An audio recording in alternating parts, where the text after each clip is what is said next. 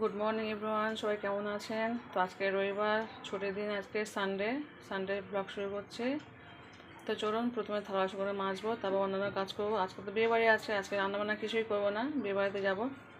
তো চলুন, তো দেখতে পাচ্ছেন থালা বাসন সব নিয়ে বসে পড়েছি।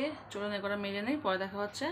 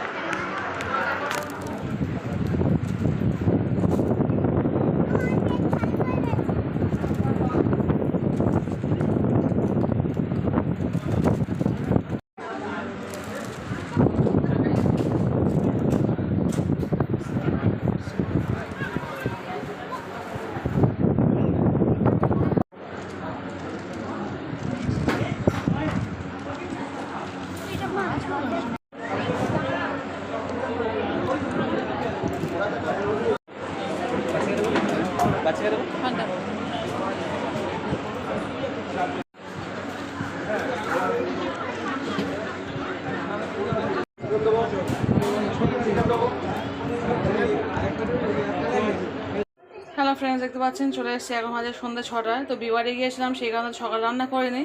তো বাবা নাইট যাবে আজকে, সেই কারণে ভাত বসিয়ে দিয়েছি দুটো, ভাতে আলু দিয়ে। কারণ আমার তো বিয়ে বাড়িতে খেয়ে এসেছি, খাওয়া খুব ইচ্ছা নেই। তো বাবার শুধু ভাতে আলু দিয়ে দেয় আর ডিম পোস্ট করে খেয়ে চলে যাবো। আমরাও আলু ভর্তা করে খেয়ে নেবো, কারণ যেহেতু বিয়ে গিয়েছিলাম উল্টোটা খাওয়া হয়েছে। আজকে রাতে আর কিছু রান্নাবান্না করবো না। তো সকালেও ওর বাবা একটা ডিম পোস্ট করে খেয়ে গিয়েছিলো, এই ডিম ভাজা করাটা আছে। তো ভাতে শুধু আলুতে বসিয়ে দিয়েছি, ভাবলাম একটু ডিম ভাজা খেয়ে নেবে সবাই, আর ভাতে আলু তো দেওয়াই আছে, আলু ভর্তা করে দেবো। তো চলুন কিছু জামা কাপড় কাচবো, কাচাকুচি করা আছে, চলুন ভিজিয়ে দিই। আর দেখতে কথা বলতে বলতে দেখুন আমার ভাতটা উতলেই গেল আপনাদের সঙ্গে কথা বলতে বলতে। তো চলুন গ্যাসটাকে অফ করে দিই, একবার যাই।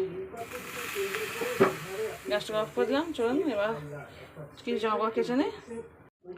তো দেখতে পাচ্ছেন 2 বালতি জামা কাপড় নিয়ে নিয়েছি, বেড কভার থেকে শুরু করে সবটাই আছে। তো চলুন এগুলো সব কাচাকুচি করে নিই, পরে ফিরে আসছি।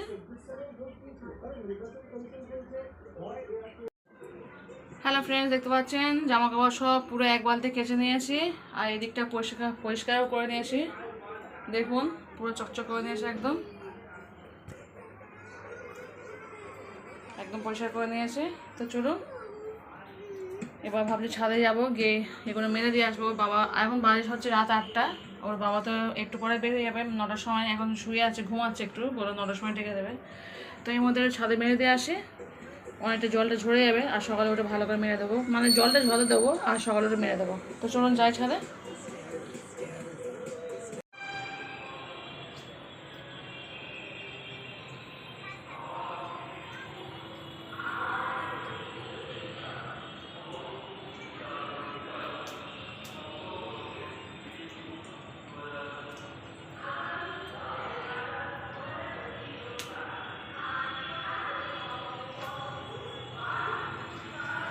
বাবু চলে এসো, চলো, এই হাত দিও না।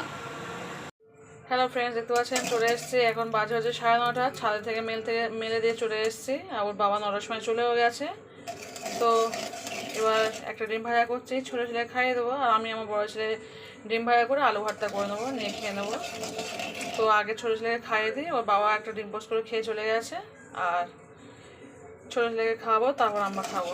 তো চলুন ডিম পোস্টটা করে নিই।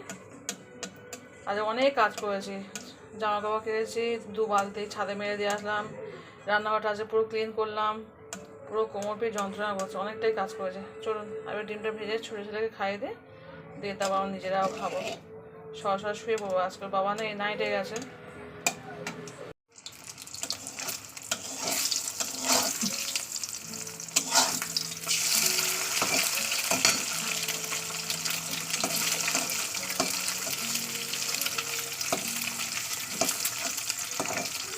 আজকে বিবাহিতে গিয়ে একটা কাণ্ড হয়েছে জানেন, বিবাহিতে গিয়ে আমি খেতে পারিনি আজকে। সবে বিরিয়ানিটা দিয়েছি, মানে বিরিয়ানি পর্যন্ত শ্যুটটা করতে পেরেছি। বিরিয়ানি দেওয়ার পরে আমার শরীরে পটি পেয়ে গেছে।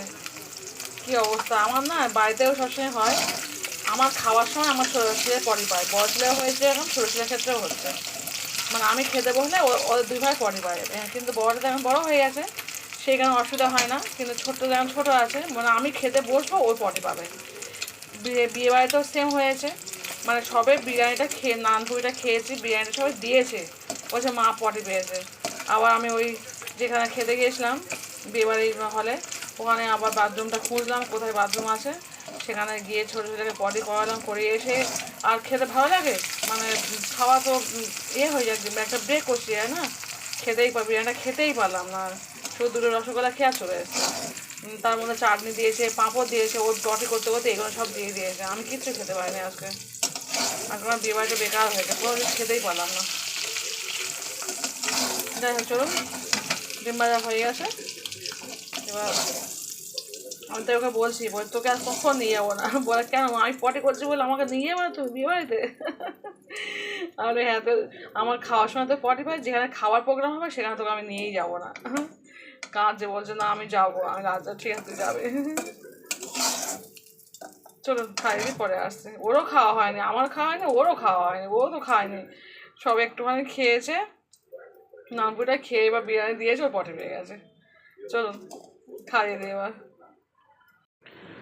হ্যালো ফ্রেন্ডস, দেখতে পাচ্ছেন শুয়ে পড়েছি মশাই খাটিয়ে। তো এখন বাজে হচ্ছে রাত 11:30।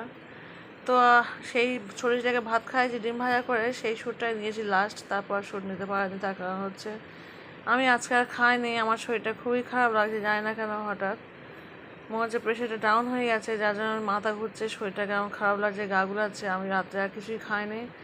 বয়স লেগে বললাম তুই একটা ডিম পোস্ট করে খেয়ে নে, শুধু আর ভর্তা করতে হবে না, তুই এক মুঠো ভাত খেয়ে, ও তো খাবে না, এক মুঠোই ভাত খাবে, কারণ বিবাহ খেয়ে এসছে। তো আমার তো বিবাহিতে খাওয়া হয়নি, কারণ ওই যে বললাম ছেলে পটি পেয়েছিল, সেই কারণে আমার খাওয়া হয়নি। কিন্তু ওই রাতে খাওয়া হয়েছিলাম, কিন্তু খেতেও ভালো লাগছে না, শরীরটা খুবই খারাপ লাগছে আমার। জানি না, হঠাৎ মাঝে মাঝে আমার এরকম হয়, প্রেশার ডাউন হয়ে গেলে শরীরটা বড্ড খারাপ লাগে। তো যাই হোক চলুন, ভিডিওটা আমি এখানে শেষ করে দেবো। সবাই ভালো থাকবেন, সবাই সুস্থ থাকবেন, পরিবারকে বেশি বেশি করে সবাই সময় দেবেন, নিজে ভালো থাকবেন, অপরকে ভালো রাখার চেষ্টা করবেন। তো চলুন ভিডিওটা আমি এখানে শেষ করে দিচ্ছি। আল্লাহ হাফিজ, গুড নাইট, টাটা, বাই, আল্লাহ হাফিজ।